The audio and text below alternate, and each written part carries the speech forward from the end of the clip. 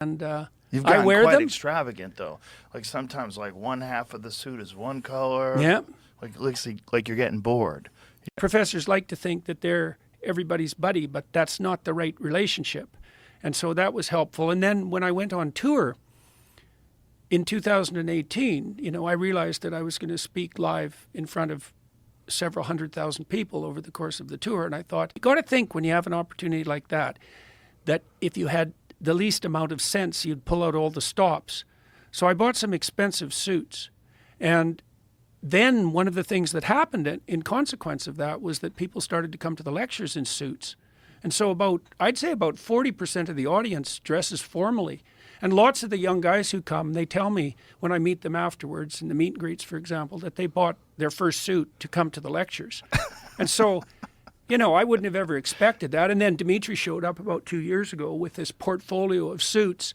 He designed one for each of the rules for my first book, and he put the rule underneath the collar at the back and designed the lining, custom lining on all the suits as well. And so I gave him a crack at it because he'd put so much work into it, and that worked out real well. He's very, very creative. Yeah, that two-color suit, there's lamb's wool on one side and goat's wool on the other, and it's a heaven and hell suit. So, yeah, no kidding, eh? Having that firmly in mind, to pay attention, as much attention as you can to each moment, to allow the words to come to you that best suit that upward aim, not to subordinate your language to your own machinations or manipulations. Genesis 1, and it's the order that's good. Truthful language brings about the order that's good. And that's,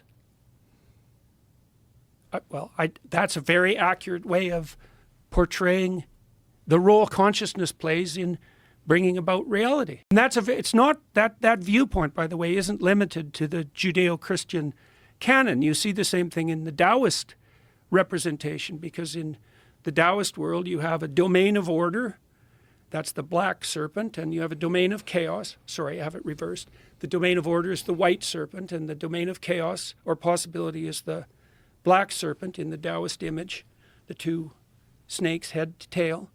And your job is to walk the line between them, and you can tell when you're walking that line because that's where things are maximally meaningful. So that's another element of this vision, which is that if you orient yourself with upward aim and you straddle the line between order and chaos, then things become maximally meaningful around you. Musk, you know, I just did a podcast with Elon Musk, and he talked about resolving his existential crisis, the existential crisis that he experienced when he was about 11 or 12. It was a crisis of faith, essentially.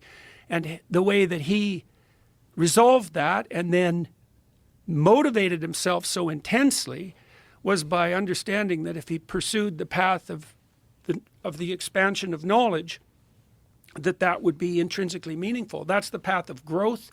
That's the path of adventure, all of that. And it's aligned with what matures you and makes you more responsible and sets the world in order. And the instinct of meaning signifies all that.